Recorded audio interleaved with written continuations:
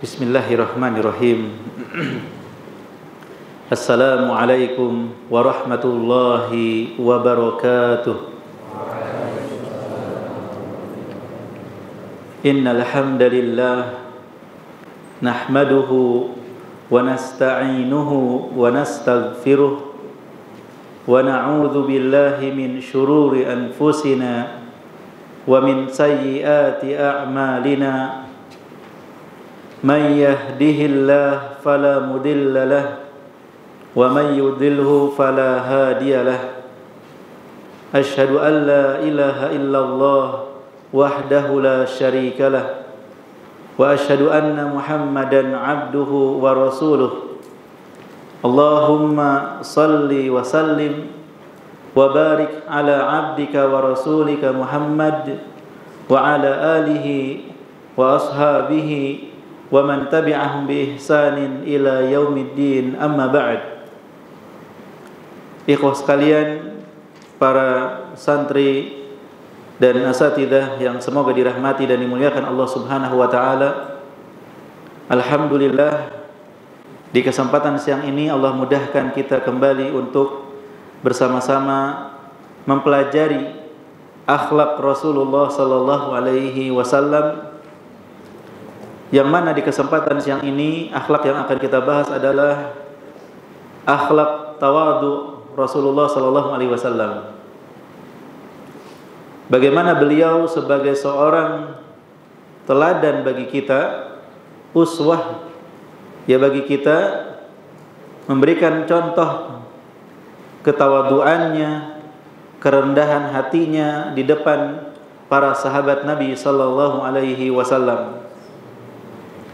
Sebagaimana kita ketahui bahwa orang yang sombong terancam tidak akan masuk surga, walaupun kesombongannya itu sebesar biji sawi.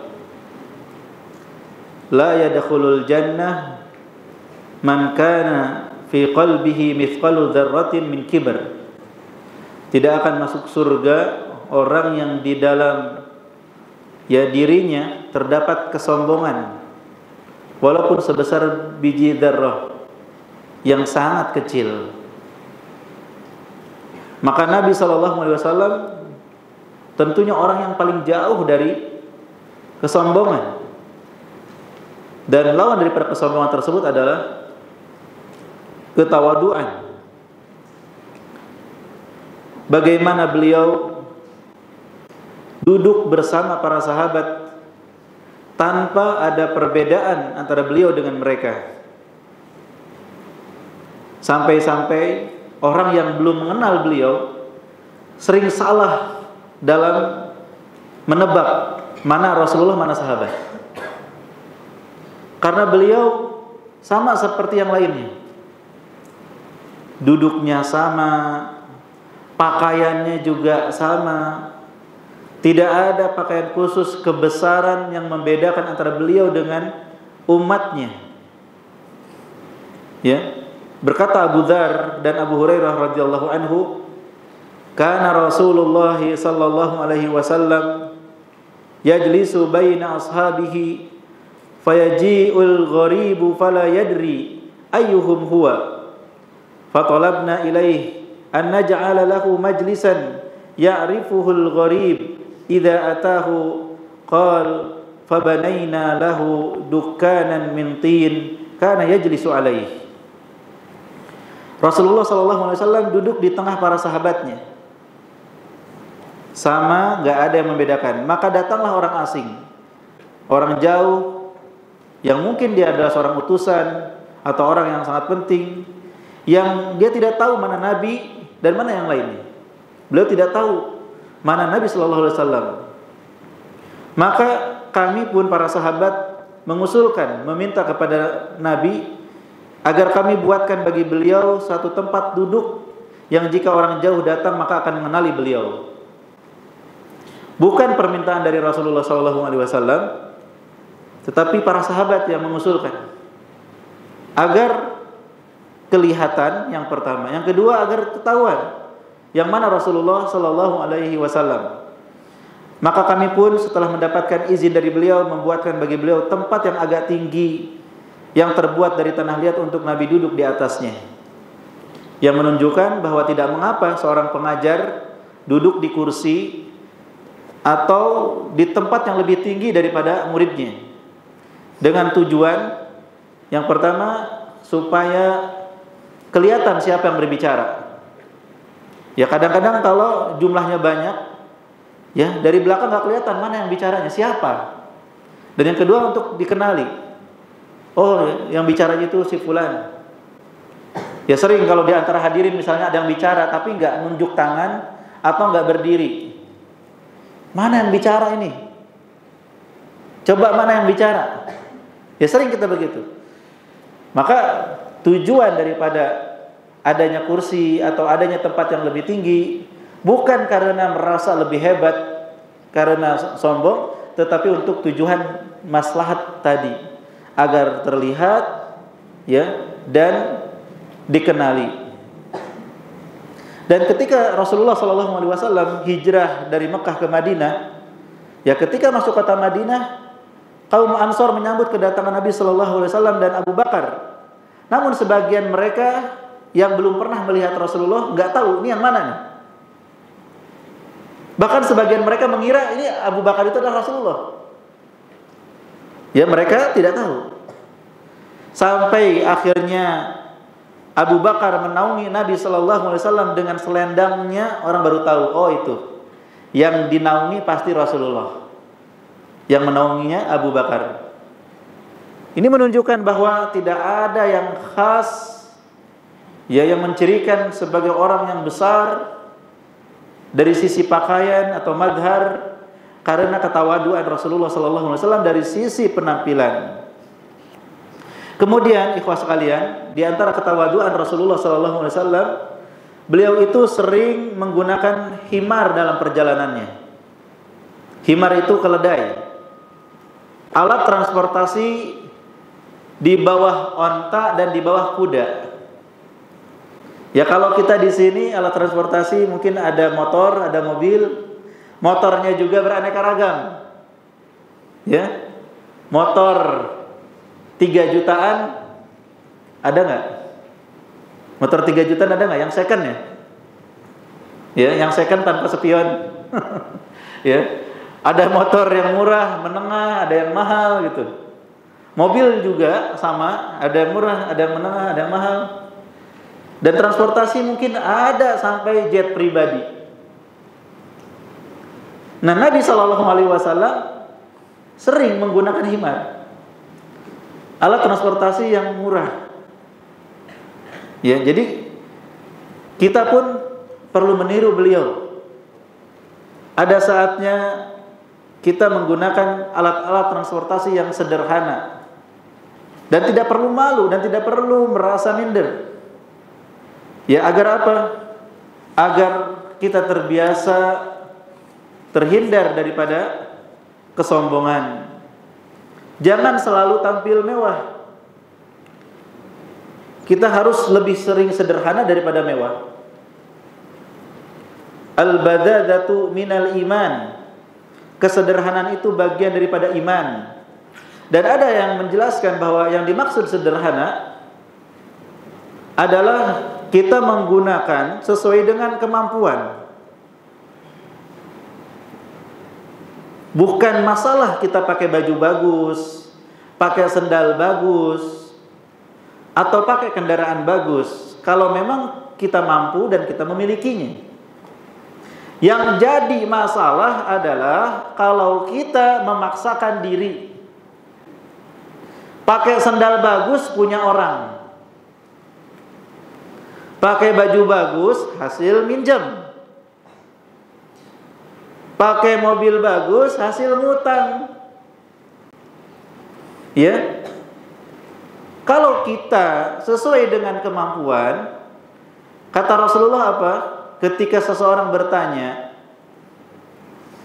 tentang seseorang yang suka pakai sendal yang bagus, boleh enggak? Termasuk sombong enggak? Kata beliau, innallaha jamilun yuhibbul jamal. Allah itu maha indah dan mencintai keindahan. Enggak apa-apa pakai sendal bagus, kata Rasulullah. Bukan sombong. Al-kibru batarul haqqi wa ghamtun nas. Sombong itu menolak kebenaran dan meremehkan manusia. Jadi kalau memang kita mampu pakai baju yang agak bagus, hasil beli, bukan mencuri, bukan ngutang, bukan minjem, maka itu termasuk sederhana. Tanpa berlebih-lebihan. Ya. Adapun kalau kita memaksakan diri, sebenarnya kita nggak mampu, tapi kita paksakan, maka kita seperti memakai pakaian palsu. Ada sebagian orang pengen kelihatan keren,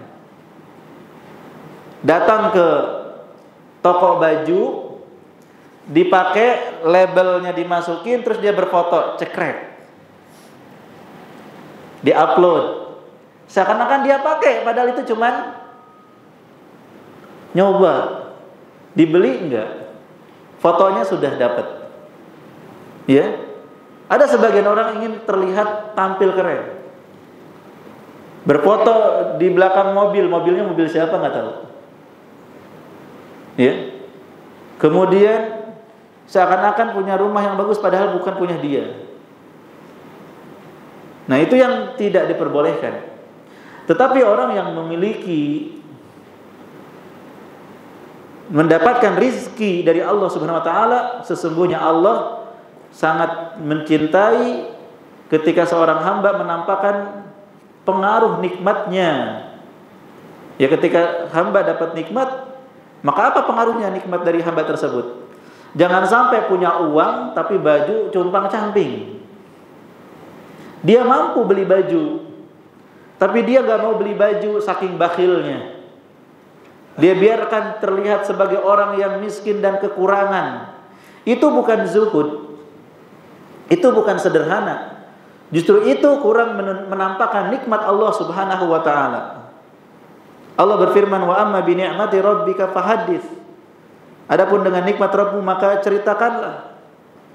Ya, jadi ini juga perlu dipahami bahwa sebagian ulama mengajarkan kesederhanaan itu adalah ketika seseorang menggunakan apa yang memang dimiliki dan sesuai dengan kemampuannya. Lantas apa ya yang dimaksud dengan zuhud? Nah, zuhud itu lebih tinggi lagi.